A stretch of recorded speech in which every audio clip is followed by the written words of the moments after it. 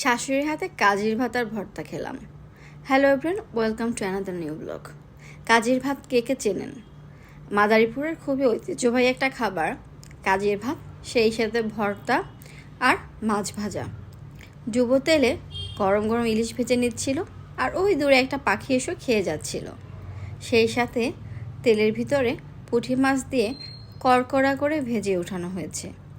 আর আয়োজন করা হয়েছে নানান রকম ভর্তা, মরিচ ভর্তা, কুমড়োর ভর্তা, আরও জানি কি কি, সবগুলোর নামও আমার ঠিকমতো মনে নেই।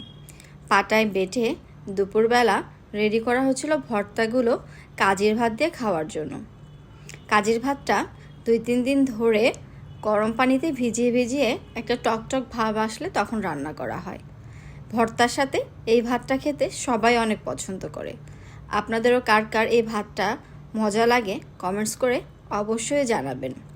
তো দুপুরবেলা সবাই খাবার নিয়ে চিন্তা করলাম আজকে নিচে বসে খাবো, তাই সব খাবার নিয়ে এবং ভর্তাগুলোকে সাজিয়ে নিয়ে বসে পড়লাম গরম গরম ভাতের সাথে নানান পদের ভর্তা আর মাছ ভাজা নিয়ে খেতে। ভিডিওটা ভালো লাগলে অবশ্যই ফলো দিবেন।